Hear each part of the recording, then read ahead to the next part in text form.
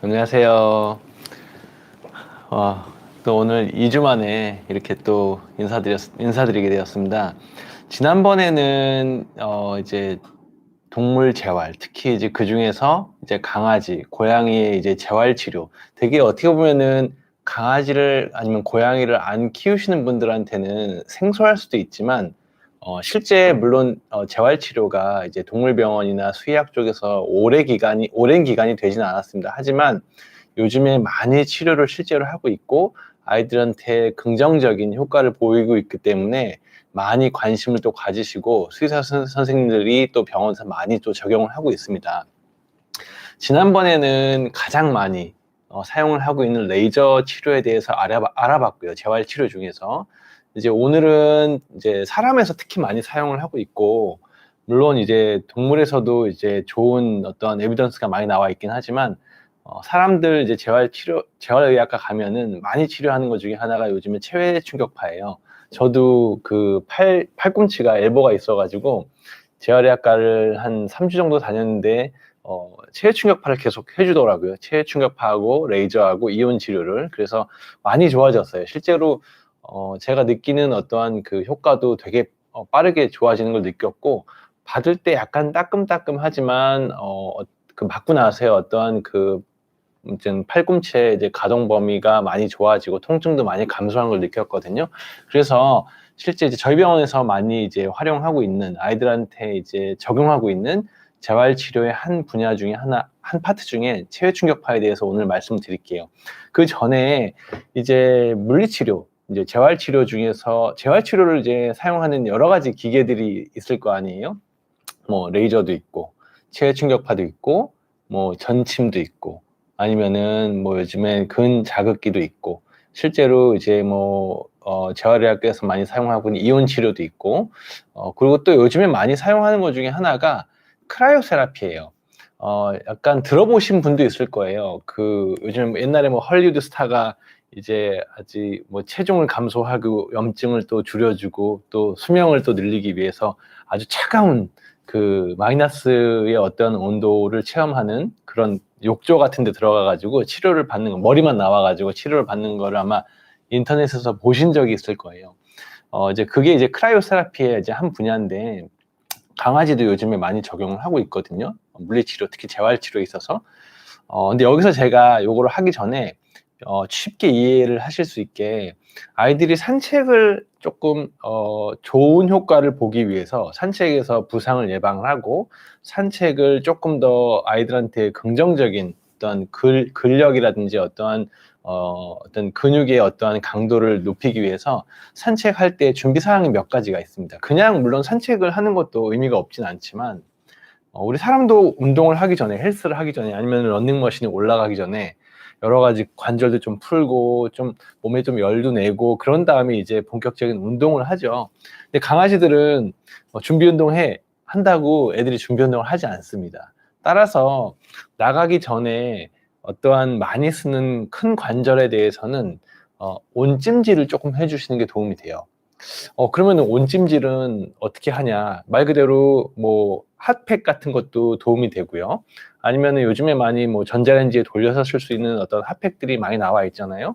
그래서 특히 나이가 있는 애들한테 이 부분이 되게 중요해요. 산책 후에 얘네들은 워낙 이렇게 갑자기 뛴다든지 뛰어내린다든지 뭐 이런 이벤트적인 어떠한 그 현상들이 많아서 부상을 많이 당하기 때문에 특히 노령견이라든지 아니면은 뭐 관절 수술을 했던 아이, 특히 아니면 비만한 아이들, 누가 봐도 딱 이제 관절에 무리가 될 수 있는 몸매를 가진 아이들이 있잖아요. 그런 아이들 같은 경우에는 특히 온찜질을 한번 해주고 산책을 하는 게 아이들의 어떠한 그 관절의 그 부상이라든지 아니면 가동 범위를 조금 더 편안하게 부드럽게 사용할 수 있는 어떠한 그 준비 운동의 역할을 해주게 됩니다. 그래서 온찜질을 한 5분 정도 어디를 주로 하시냐면은 이렇게 앞다리 뒷다리가 있잖아요. 사람 치면은 이제 어깨가 앞다리 큰 관절이고 그 뒷다리 중에서는 이제 엉덩이 우리 사람의 고관절 뒷다리 고관절 그리고 또 소형견들 같은 경우에는 작은 아이들 같은 경우에는 관절 질환 중에서 특히 무릎 질환이 많기 때문에 무릎 부위 뒷부분에 뒷다리의 무릎 부위에 온찜질을 이렇게 살짝, 너무 뜨겁지 않으면 됩니다. 만약에 온찜질 핫팩 같은 게 없으면은 차라리 뭐 수건 같은 거 있잖아요. 수건 같은 거를 조금 이렇게 전자레인지에 돌려가지고 물을 좀 넣어서 약간 따뜻한 어떠한 그 팩의 느낌을 줘가지고 거기에 이제 비닐을 쌓아서 이렇게 관절에 좀 대주면 돼요. 화상을 안 입을 정도의, 우리 사람으로 느끼는 약간 따뜻한 느낌이면 충분합니다. 그래서 그렇게 한 5분 정도 하고 아이들이 밖에 나가면 훨씬 부드럽게 산책을 하고, 아이들이 산책을 할 때도 훨씬 편안하고 좀 통증을 줄여줄 수 있는 어떠한 그런 느낌으로 산책을 하게 될 거예요. 그러고 나서 이제 산책을 하고 나면은 또 중요한 거 중에 하나가 있어요. 집에 오면은 그냥 쉬게 하는 게 아닙니다. 사람도 격렬한 운동을 하고 나서 바로 쉬는 것보다 또 이렇게 릴리스 해주는 어떠한 끝나고 나서 이제 몸을 풀어주는 그 단계가 반드시 필요하잖아요. 그게 왜 그러냐면은 어떤 관절의 어떠한 많이 사용하고 나서 그 부분을 부드럽게 마무리를 안 해주면은 관절의 통증으로 남는 경우가 있습니다. 따라서 그런 역할을 해주는 게 이제 냉찜질이에요.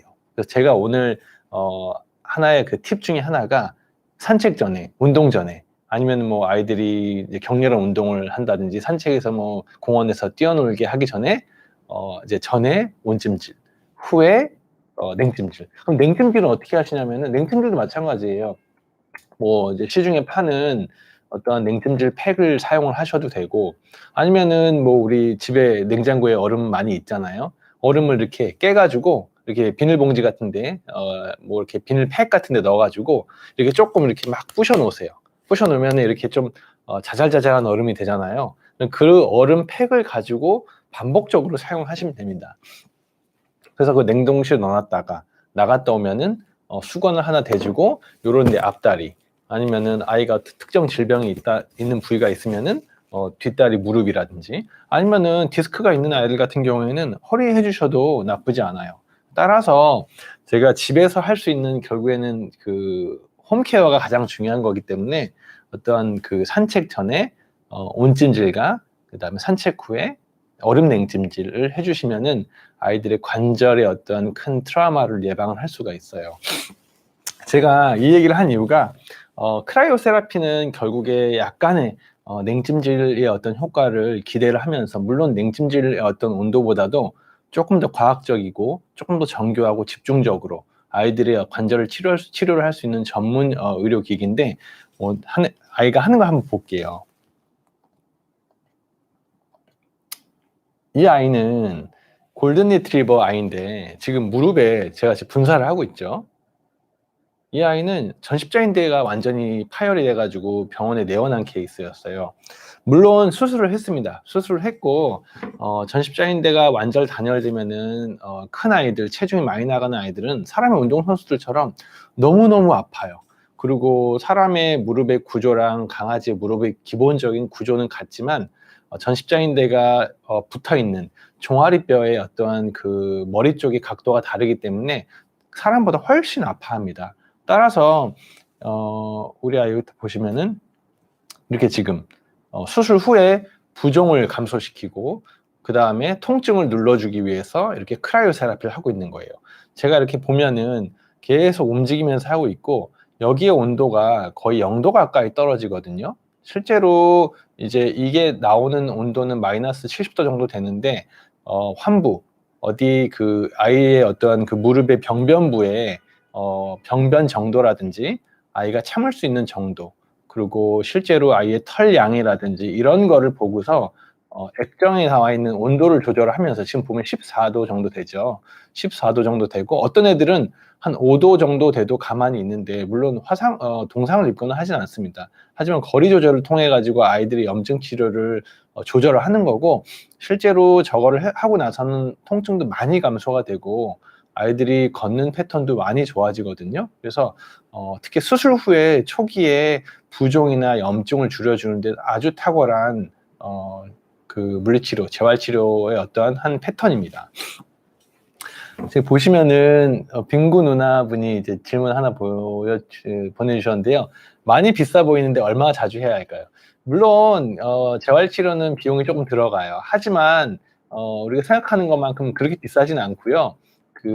보통 추천하는 횟수는 물론 아이들의 병변 정도에 따라 다르지만 일주일에 2번 정도 하는 거를 추천을 드리고, 물론 아이가 뭐 그렇게 심하지 않고 그럴 경우에는 간격을 늘릴 수도 있고, 이건 제가 봤을 때는 주치의 선생님하고 좀 상의를 하시면 되고, 수술 직후에는 저희 병원 같은 경우에는 관절 수술이나 아니면 뭐 무릎 수술 아니면 뭐 골절 수술 후에 통증을 눌러주기 위해서 하루에 1번 정도, 입원 중에는 매일 진행하는 경우도 많이 있습니다.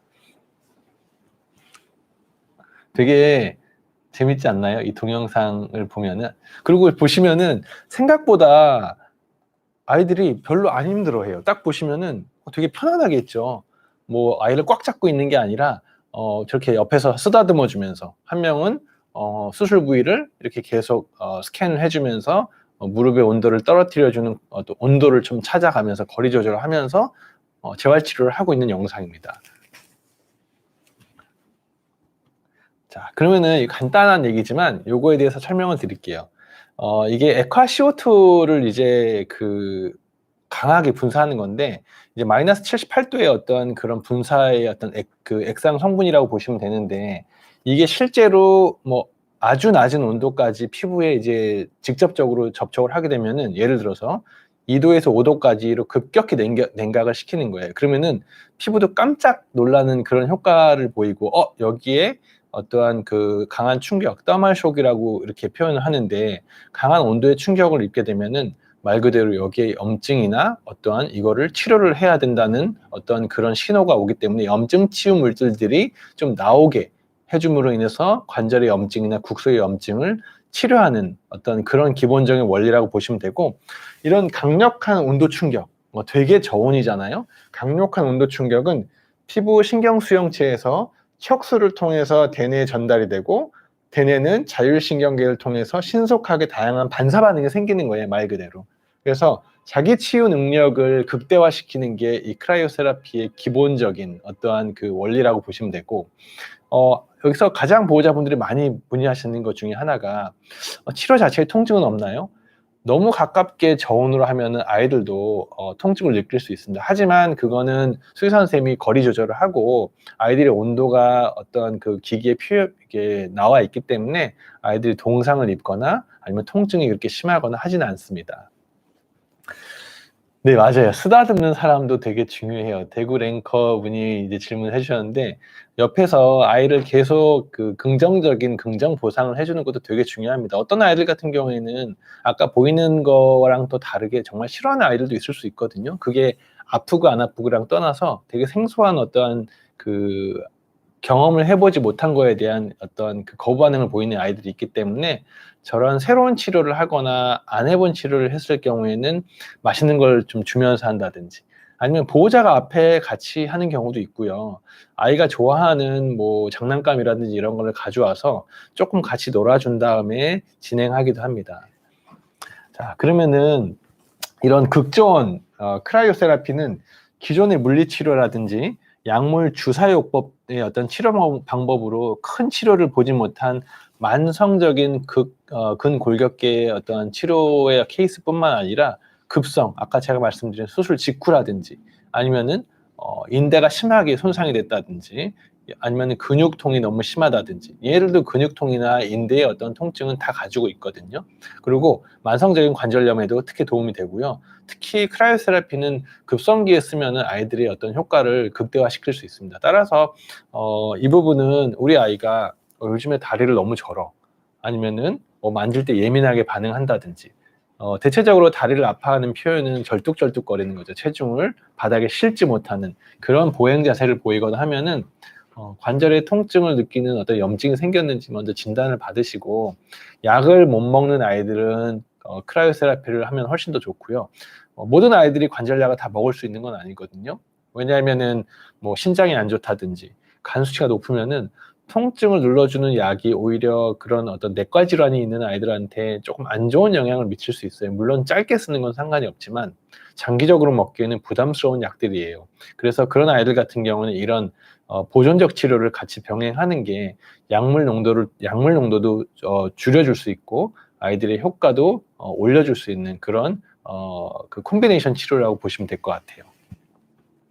자, 여기 보면은 결국에는 크라이오세라피 자체는 더멀쇼크라는 거를 기본적으로 베이스로 해서 치료의 어떤 원리를 하는 건데, 아까 같이 제가 이렇게 스캔을 해가지고 주변에 환부라든지 이런 데를 계속 크라이오세라피를 분사를 시켜주면은 혈류라든지 림프 등의 어떤 순환계통의 작용을 4배 이상 이제 활발하게 촉진시켜가지고 염증 조직의 어떤 배출과 자가 흡수를 증가시켜줘요. 그래서 치료 작용을 촉진시키는 과정이 빠르게 일어나게 됩니다. 그래서 뭐 혈류하고 어떤 림프계 순환이 올라갈수록 어떠한 염증 조직의 배출과 자가 흡수가 도움이 되기 때문에 이 부분은 치료에 있어서 되게 긍정적인 효과로 작용할 수 있습니다. 기계는 이렇게 생겼어요. 뭐 어떻게 보면 간단하게 생겼는데 이렇게 이제 그 아이의 그 환부에 분사를 했을 때 나오는 어떠한 그 액정이 있고 이게 이제 프로브 자체가 있어가지고 실제 저렇게 두 가지를 이용해서 우리 아이한테 환부라든지 통증 부위라든지 염증 부위에 집중적으로 분사를 하게 됩니다. 그러면 이거를 어느 정도 시간을 보통 하냐면 한 번 할 때 막 10분 이렇게 못 해요. 보통 한 뭐 2분, 1분 30초 정도 짧게 하거든요. 짧게 해가지고 아이들의 치료 효과를 극대화시키는 거고, 지난번에 강아지 레이저 치료하는 것도 보셨잖아요. 레이저 치료도 뭐 10분 이렇게 하지 않습니다. 짧게 자주 하는 게 오히려 더 효과적이고, 아이들한테 좋은 효과를 보려면은 매일매일 급성기에는 매일매일 해주시는 게 조금 더 도움이 됩니다. 지금 요거는 그냥 약간 그 제가 좀 이해하기 어려울 수도 있겠지만 간단히 적어봤어요. 그래서 이제 드라이아이스 형태의 이제 분말을 아주 작은 분말을 이제 염증 부위에 분사를 시켜가지고 4초에서 5초 안에 어떤 피부 염증 부위의 피부 온도를 3도에서 5도 사이로 아주 빠르게 떨어뜨리는 거예요. 그래서 피부 신경 수용체에 이제 더멀 쇼크를 이제 피부 자체에 이제 쇼크를 유발하는 거죠. 그래서 자율신경 어떤 반사 시스템을 즉각 반응을 시켜가지고 신경의 통증이라든지 아니면 전달 속도 감소, 아니면 차단시킨다든지 모세혈관을 수축되겠죠, 당연히. 그 다음에 염증 반응 유발 효소를 억제시켜줘가지고 통증이나 부종, 염증을 완화시켜주는 어떠한 그런 효과를 가지게 됩니다.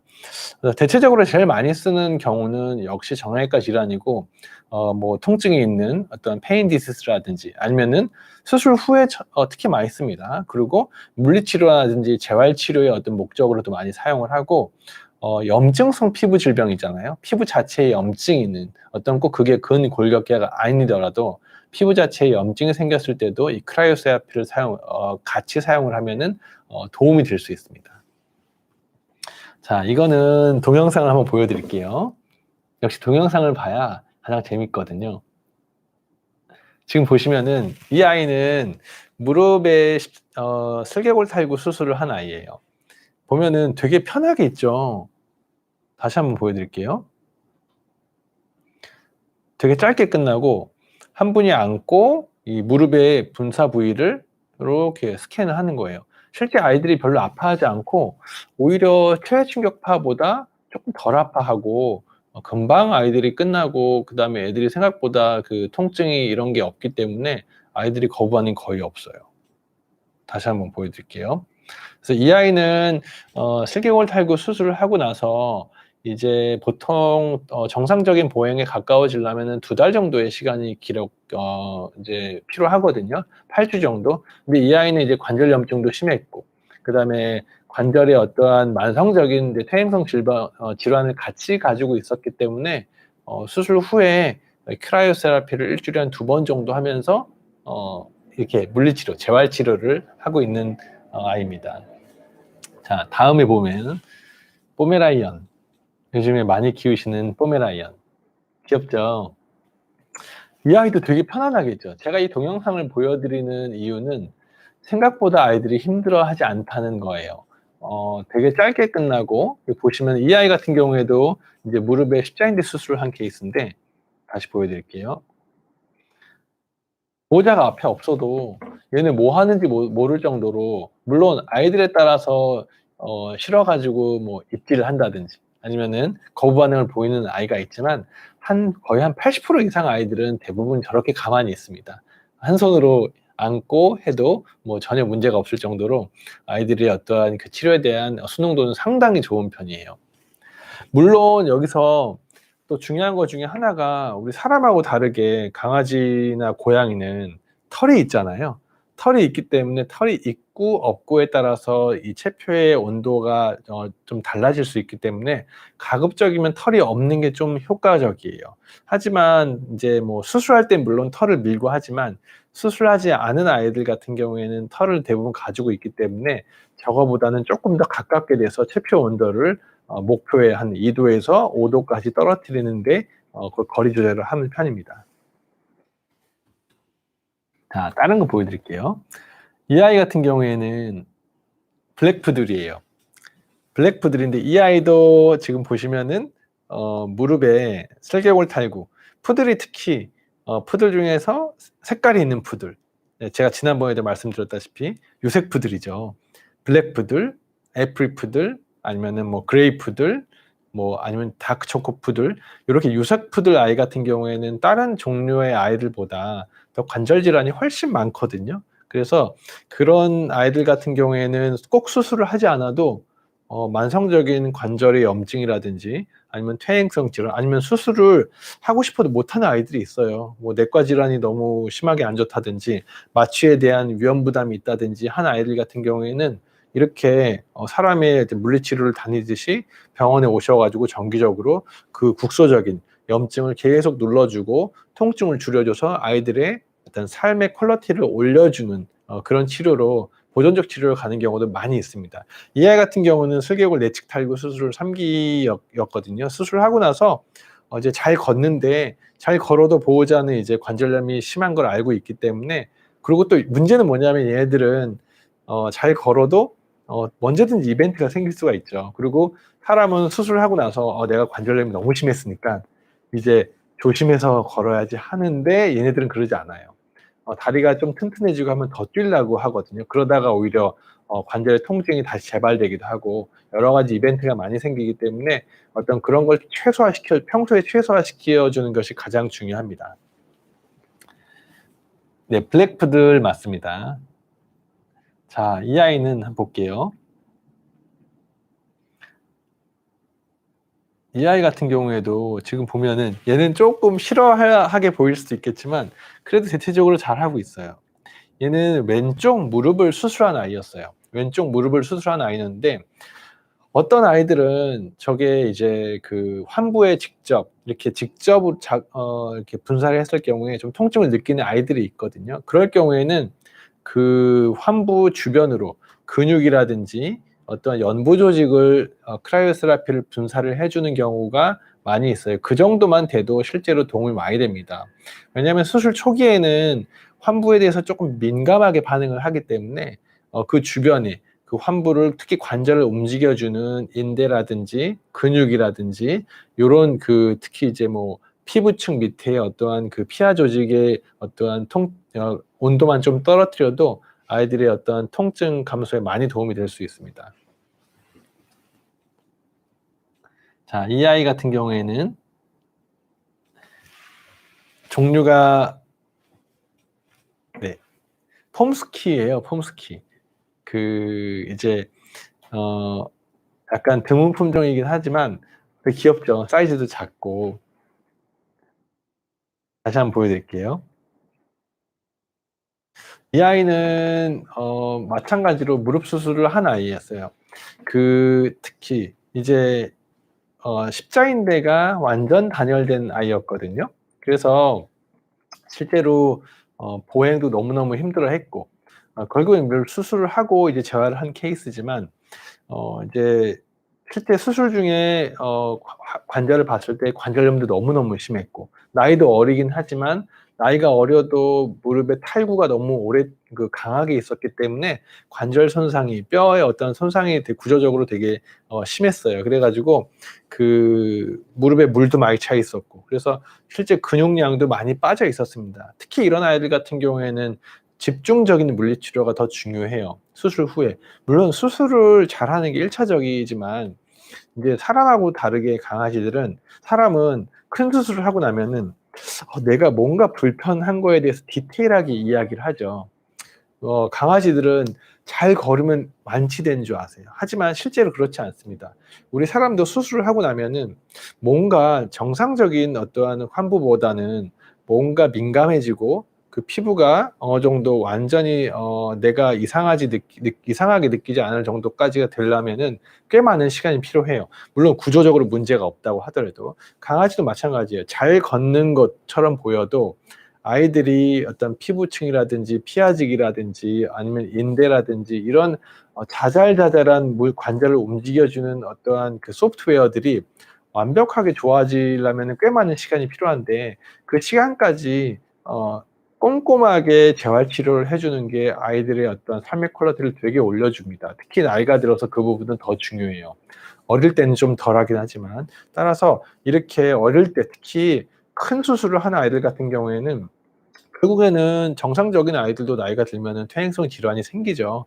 이런 아이들은 조금 더 빨리 생길 수밖에 없어요. 아무리 수술이 잘 되고 잘 걷는 것처럼 보여도 퇴행성 질환이 또 많이 생길 수밖에 없기 때문에 어릴 때부터 이 통증과 염증을 눌러주기 위해서 규칙적으로 정기적으로 관리를 해주는 것이 가장 중요하고, 특히 털도 없고 그다음에 뭐 아이들이 통증을 느끼지 않고 그러면은 크라이오세라피는 아주 좋은 관절 쪽의 치료의 어떤 병행 치료 중에 한 방법이 될 수 있습니다. 자, 그리고 오늘 제가 말씀드리려고 하는 거는 체외 충격파예요. 조금 딱딱한 내용일 수도 있지만 저 사람한테 많이 쓰는 어떠한 그 물리치료 기계인데, 실제 요즘에는 동물병원에서도 많이 적용을 하고 있습니다. 특히 저희 병원 같은 경우에는 관절 수술이나 어떠한 정형외과 수술이 특히 많기 때문에 그 수술 이후에 아이들이 물론 수술하고 실밥을 풀고 잘 걸으면은 이제 말 그대로 저희끼리 치료가 끝 이렇게 생각할 수 있겠지만, 그렇게 모든 아이들이 다 잘 걷고 하는 건 아니에요. 그래서 아이들한테 조금 더 좋은 치료의 어떠한 병행 치료 방법이 없을까? 그리고 조금 더 완벽하게 회복을 하게 만들 수 있는 약물 이외에, 왜냐면 약물을 너무 오래 먹을 수도 없고 약물 치료 자체가 아이들의 어떠한 간이나 신장에 어떤 부담을 줄 수 있기 때문에 그런 내부 장기에 영향을 안 주고 롱텀으로 어떻게 보면은 통증과 염증을 눌러주기 위해서 좋은 효과를 낼 수 있는 치료 방법이 없을까 고민을 하다가 체외 충격파 치료를 병행을 하게 되었어요. 실제 이 체외 충격파 이거는 사람 기본적으로 사람 기계 베이스고, 이제 이 사용을 하는 프로토콜 자체는 아이들의 어떠한 그 병변부에 따라서 뭐 기본적인 프로토콜은 저장이 돼 있습니다. 이 체외 충격파라는 거는 그 통증이 있는 병변 부위에 어떤 의학적으로 안전한 충격파 에너지를 준다는 거예요. 그래서 세포 재생 효과도 있고 신생혈관 촉진을 통해서 근본적으로 이제 회복시키는, 어떤 병변부를 근본적으로 회복시키는 비수술적 치료죠. 가장 장점이 뭐냐면 수술을 안 한다는 거예요. 어떤 아이들은 수술 후에 적용하는 경우도 있지만 수술을 안 하는 아이들도 체외 충격파 자체만으로도 관절 통증이나 염증이 많이 감소되는 경우가 있습니다. 특히 뭐 무릎의 관절의 통증이라든지, 특히 체외 충격파는 큰 관절, 강아지 같은 경우에는 엉덩이, 둔부, 고관절이 가장 큰 관절이잖아요. 그 부위에 만성적인 퇴행성 관절염이라든지 아니면은 뭐 어떤 그 수술의 병력이 있어가지고 고관절이 비어있는 아이들 같은 경우에도 연부조직 통증을 줄여주기 위해서 지속적으로 사용하면은 긍정적인 효과로 도움을 줄 수 있습니다. 자, 이 체충격파는 뭐 기본적인 두 가지 원리인데 결국에는 통증과 재생이에요. 그 근골격계 통증 완화를 하는 것이 1차적인 어떠한 목표고, 두 번째 이제 재생 효과를 주는 거죠. 골 조직의 어떤 치유 효과도 있을 수 있고, 그다음에 상처 조직의 치유 효과, 뭐 꼭 정형외과 질환뿐만 아니라 상처가 생긴 부분의 어떤 치유 효과도 있다는 것으로 지금 평가되고 있습니다. 지금 보시면은 이건 사람의 어떠한 그 체외 충격파를 하는 그 사진인데, 이 무릎 부위에 이렇게 하는 건데, 저도 찌릿찌릿한 진동, 지금 질문 주신 게 하나 있는데 찌릿찌릿하는 진동 같은 걸 주나요? 네, 맞아요. 그 레이저 같은 경우에는 이제 그 컨택을 안 하죠. 물론 컨택을 하는 경우도 있지만 레이저랑 그 체외 충격파랑은 좀 다른 게, 레이저 같은 경우에는 약간 진동이 없잖아요. 어떤 열감이라든지 이런 거가 있는데 체외 충격파는 충격파를 줘가지고 약간 찌릿찌릿해요. 근데 실제로 아픈 부위, 병변 부위에 되면 아이들이 조금 더 아파합니다. 그 충격파가 가해졌을 경우에. 그래서 사람은 이렇게 할 때, 여기 아파요, 여기 아파요, 이렇게 얘기하면은 그 부위를 더 집중적으로 해요. 근데 강아지나 고양이들은 여기 아픈 데를 하면은 더 민감하고 싫어하거든요. 물론 그렇게 하면서 통증 부위를 조금 더 가깝게 찾기도 해요. 그 부위를 집중적으로 하고. 그래서 다른 물리치료에 비해서, 다른 재활치료에 비해서 체해 충격파는 약간 통증이 좀 있습니다. 하지만 막 너무 아플 정도로 저희가 진행을 하진 않고요. 왜 그러냐면은 얘네들은 한번 너무 강한 통증을 경험을 하고 나면은 그다음부터 그 치료를 할 수가 없어요. 사람하고 다르게 사람은 내가 낫기 위해서 참아야 돼. 이런 어떠한 그 자기의 어떤 생각이 있잖아요. 근데 강아지나 고양이들은 이렇게 너무 아프면 오히려 그다음부터는 수능도가 더 떨어지기 때문에 처음에는 아주 강한 충격파를 진행을 하지 않고 어느 정도 필터링을 통해서 반복적으로 긍정학습을 좀 한 다음에 강도를 올려가는 치료 방법을 씁니다. 처음엔 좀 약하게 하다가 나중에 이 아이가 잘 적응을 하고 하면은 약간 강도를 올렸다가 좀 싫어하는 범위 내에서 조율을 해가지고 체해 충격파 치료를 지속적으로 하는 게 중요하기 때문에 그 부분을 좀 포커싱해서 치료를 조율하고 있습니다. 체해 충격파의 장점을 몇 가지를 말씀을 드릴게요. 뭐 사람에서 어느 정도 검증이 된 혈액순환을 임상 원리로 하는 안전한 치료고요. 일단은 그 다음에 가장 좋은 건 뭐 마취도 안 하고 절개도 안 하고 뭐 부작용도 특별히 없고 뭐 비수술적, 비침수적 치료죠. 그리고 다른 치료에 비해서는 그래도 치료에 대한 어떤 지속 효과가 그 조금 길게 유지가 되는 편이고요. 이 부분에서 체해 충격파는 특히 또 좋은 효과를 보는 부위는 어떤 근육이라든지 인대라든지 이런 부분에 조금 더 아이들한테 더 효과적이기 때문에 그 부분의 강화라든지 어떤 통증이나 어떤 염증의 재발을 예방하는 데 도움이 많이 됩니다. 그래서 또 시간이 그렇게 오래 안 걸리거든요. 한 5분 정도. 그래서 어떤 시간적인 어떠한 부담도 많이 있지 않기 때문에 보호자분들도 쉽게 와가지고 치료를 받고 가실 수 있습니다. 자, 이거는 이제 실제 동물병원에서 이제 저희 병원 같은 경우에는 체해 충격파를 이럴 때 많이 사용을 해요. 보시면은 허리 통증, 디스크가 상당히 많죠. 강아지들도 디스크에도 사용을 하고 아이들한테 특히 많은 체해 충격파를 아마 제일 많이 사용을 한다고 하는 부위는 바로 이 부위일 거예요. 고관절 통증이죠. 특히 대형견들 같은 경우에는 이렇게 고관절 통증이 특히 더 많기 때문에 레트리버라든지 뭐 허스키 이런 아이들은 엉덩이 질환이 특히 많거든요. 그래서 고관절의 통증, 예를 들어서 뭐 관절염이라든지 아니면 고관절 이형성증이라든지 이런 아이들은 어릴 때부터 체해 충격파를 받는 것도 나쁘지 않다고 생각을 해요. 그리고 우리 소형견한테는 무릎 질환이 특히 많죠. 물론 대형견도 전십자인대 단열이라든지 이런 질환이 많지만 소형견은 특히 슬개골 탈구라든지 2차적인 전십자인대 손상을 많이 가지고 있기 때문에 어떠한 무릎의 어떤 통증을 줄여주기 위해서 아니면은 뭐 어떤 병변이 없더라도 나이가 들어서 생기는 어떤 퇴행성 관절염이라든지 어떤 슬개골 자체의 어떠한 미약한 통증을 줄여주기 위해서 체해 충격파를 같이 병행을 합니다. 치료를. 그리고 또 치료가 참 안 되는 부위 중에 하나가 뭐 강아지 같은 경우에는 그 어깨 통증이에요. 왜냐하면 선천적인 구조적인 문제를 많이 가지고 있는 경우가 꽤 많기 때문에 어깨 통증이라든지 아니면은 대표적인 게 어깨의 선천적 탈구죠.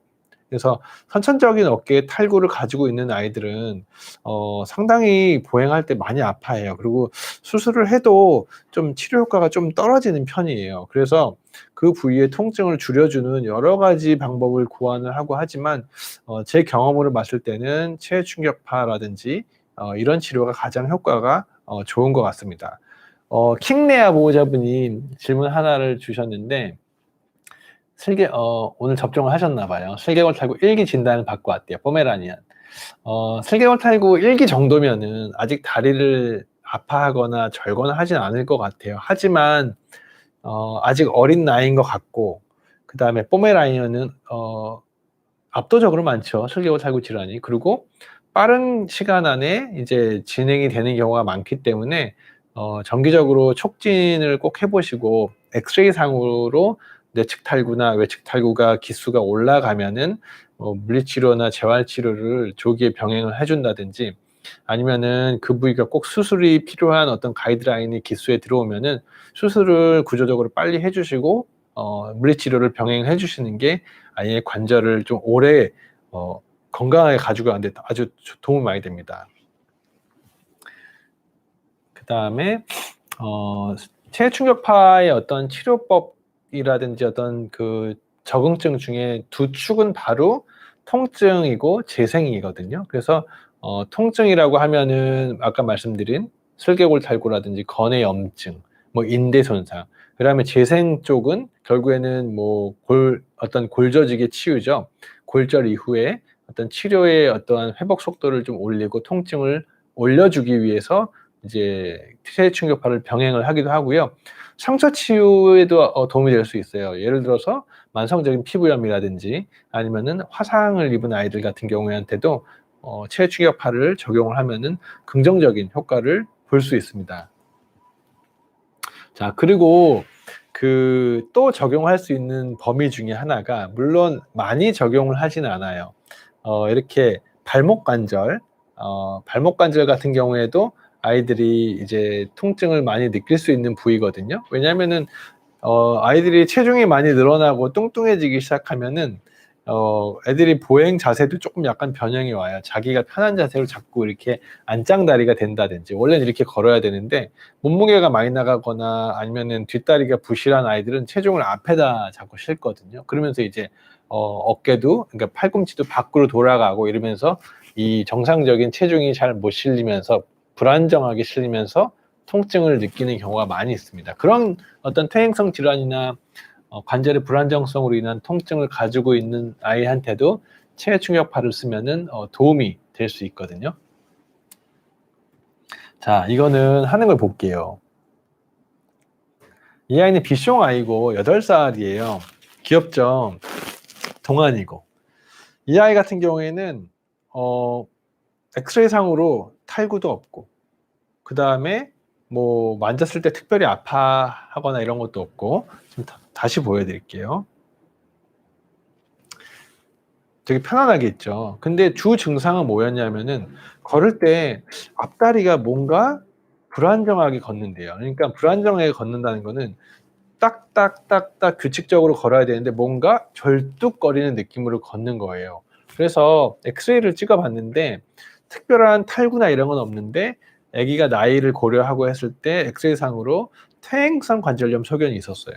그래서 그 부위를 정상 가동 범위보다 조금만 더 오버해서 로테이션을 시켜서 검사를 해보면은 되게 많이 아파하던 아이였거든요. 왜냐면은 원래 이렇게 써야 되는데 이렇게 자기가 안 아픈 범위 내에서 쓰는 거예요. 그러다 보니까 근육도 위축이 오고, 그 다음에 앞다리에 체중의 보통 60%가 실리거든요.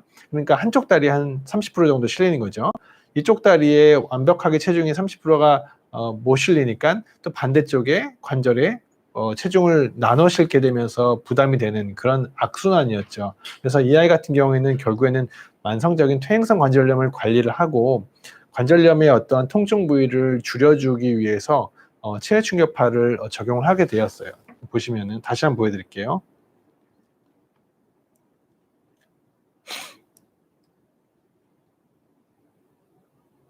네, 이렇게 지금 잘 받고 있는 것 같아요.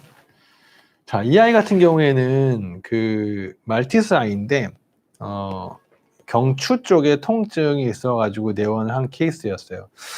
경추 쪽에 통증이 있으면은 되게 많이 아파요. 다른 데 뭐 흉추라든지 허리의 가운데라든지 아니면 고관절의 통증보다는 이 목 쪽의 통증은 다른 데보다 특히 더 예민하게 반응을 하고, 그 다음에 그게 앞다리에 걷는 어떤 패턴에도 영향을 주게 되거든요. 따라서 이런 경우에는 통증을 빠르게 눌러주기 위해서 약물 치료도 같이 병행을 하게 됩니다.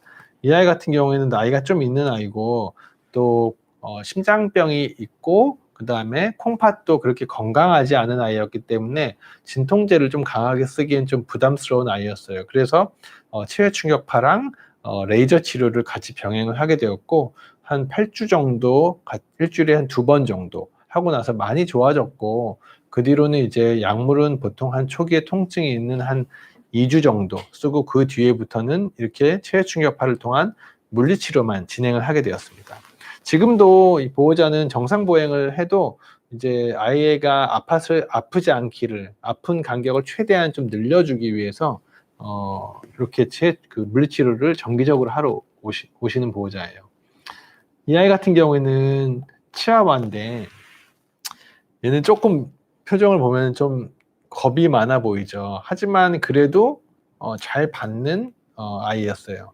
이 아이도 역시 경추 쪽에 통증을 느껴가지고 이제 경추 디스크로 진단을 해가지고 통증을 눌러주고, 물론 보행에 아주 심한 영향을 보이진 않았기 때문에 약물 치료는 진행을 하지 않고 이 물리 치료로만 일주일에 한 2번 정도 하면서 아이의 어떠한 그 보행 상태라든지 아니면 통증이 경감되는 거를 이렇게 같이 재활 치료를 통해 가지고 진행을 하게 되었습니다. 자, 그리고 보시면은 이 아이도 치아와인데, 이 아이 같은 경우에도 보시면은 체외 충격파를 적용하는 부위는 이 아이는 흉노추 부위였어요. 강아지는 물론 경추 통증이나 경추 디스크도 많이 있긴 하지만 그 체외 충격파 그 흉노추 디스크가 특히 더 많거든요. 흉추 12번, 13번에서 요추한 4번, 5번 사이에 어떤 디스크의 어떤 통증이 특히 많이 내원하는 병변 부위이기 때문에 이 아이 같은 경우에도 수술적으로 접근을 하진 않았고, 그 약물 치료를 한 2주 정도 하고, 그 다음에 통증과 염증을 줄여주기 위해서 레이저랑 그다음에 체외 충격파 치료로 이렇게 진행을 하게 되었습니다.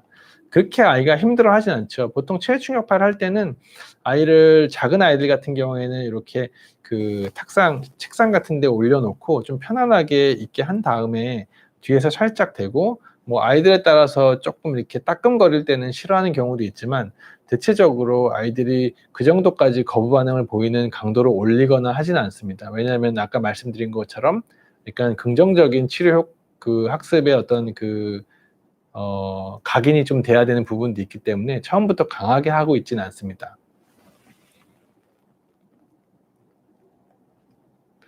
자, 이 아이 같은 경우에는 푸들인데 나이가 많진 않아요. 어렸을 때 엉덩이 고관절 쪽에 문제가 있어가지고 그 고관절에 어떠한 그 선천적인 허혈성 질환이 생겨가지고 골두가 조금 녹아내린 케이스였어요. 그래가지고 골두 절제 수술을 하고 나서, 어쨌든 골두 절제 수술을 하고 나면은 근육의 위축도 오게 되고, 그 다음에 그 비어있는 관절강 안에 통증도 수술 초기에 나타나게 되기 때문에 근 손실이 빠르게 나타나요. 따라서 근육의 어떠한 감소를 줄여주고 통증을 줄여주기 위해서 체외 충격파를 고관절 쪽에 이렇게 적용하는 케이스입니다. 이 아이도 생각보다 치료 잘 받고, 보시면은 이렇게 엉덩이 부위에 이렇게 약간 로테이션 하면서 조금 예민하게 보일 수 있지만 치료 이쁘게 잘 받고 이러는 아이였어요. 지금은 많이 좋아져서 걷는 패턴도 많이 좋아졌지만, 하지만 아까 제가 말씀드린 것처럼 우리 아이도 회색 푸들, 유색 푸들이잖아요. 결국에는 오른쪽 관절을 큰 수술을 했기 때문에 결국엔 체중을 잘 걷는 것처럼 보여도 반대쪽 관절이라든지 앞다리 쪽으로 체중 이동을 시키는 경우가 많이 있어요. 그러면서 이제 보상성으로 그 관절, 수술을 안 한 다리들이 이렇게 좀 아플 수 있는 거기 때문에 수술한 부위를 최대한 어떠한 정상 조직에 가깝게 통증과 염증을 줄여줘서 치료를 마무리시켜주는 게 매우 중요합니다. 자, 이 아이도 마찬가지예요. 지금 보시면은 오른쪽 고관절에 체외 충격파를 하는 아이고, 이 아이 같은 경우에는 수술을 한 건 아니고 이제 고관절에 어떤 퇴행성 질환이 생겨가지고 퍼그죠. 이렇게 책상 위에 올라가서 이제 혼자서 해도 아이들이 크게 무리가 없을 정도로 치료를 받는 데는 그렇게 스트레스를 받고 있지는 않습니다. 자, 이 아이 같은 경우에는 대형견이에요. 그 잉글리시 십독 아이인데 어쨌든 대형견은 선천적으로 좀 고관절의 이형성증이라든지 선천적으로 고관절이 좀 헐렁한 질환들이 많이 생겨요. 그것 때문에 생긴 통증도 많고, 이 아이 같은 경우에는 고관절이 선천적으로 조금 꽉 끼지 않는 약간의 아탈구 소견이 있기 때문에 그런 부분을 이제 퇴행성 질환이 결국에는 생기는 거를 줄여주고 통증을 눌러주기 위해서 고관절 쪽에 체해 충격파를 진행하고, 대형견 같은 경우는 이렇게 바닥에서 하고, 그 아까 질문 하나 올라온 거 말씀드릴게요. 강아지용 체해 충격파 기계랑 사람 거랑 다른, 기본적인 체해 충격파 기계의 어떤 그 구성은 똑같아요. 사람의 어떤 기계를 베이스로 해서 만들었기 때문에 사람 체해 충격파 기계랑 큰 차이가 없고요. 물론 이제 강도라든지 아니면은 이 되는 프로브의 크기라든지 이런 거는 강아지에 맞춰서 조금 회사마다 조금 다르게 제품화돼서 나오는 경우가 많이 있습니다. 자, 그래서 오늘은 제가 조금 딱딱한 내용일 수도 있겠지만, 아이들의 삶의 질을 올려주고 통증과 염증을 줄여주는 어떠한 재활치료의 한 파트 중에서 많이 사용하는 체외 충격파하고 그 다음에 크라이오세라피에 대해서 제가 말씀을 드렸어요. 그래서 이 부분은 어떻게 보면은 뭐 키우시는 아이가 관절 질환이 있다든지 만성적인 보행에 문제가 있다든지 이런 보호자분들은 특히 더 관심이 있을 수 있고, 실제로 그런 치료를 했을 경우에 약물 농도를 좀 줄여줄 수 있고, 노령성 아이 같은 경우에도 특히 간이나 신장에 부담이 없으면서 롱텀으로 아이의 어떤 그 통증 감소를 유지시켜 줄 수 있는 아주 좋은 재활 치료의 한 방법입니다. 따라서 우리 아이가 그런 부분에 문제가 있다든지 하면은 주치의 선생님하고 상담을 해가지고 이런 치료도 받아보는 게 아이한테 장기적으로 봤을 때는 도움이 될 수 있을 거라고 저는 생각합니다. 그래서 오늘은 이 내용을 했고요. 다음에는 제가 또 재미있는 내용으로 구성을 해가지고 여러 가지 또 질문도 올라오는 거에 대해서 답변을 해드리고 그렇게 해드리도록 하겠습니다. 네, 오늘도 시청해 주셔서 감사합니다.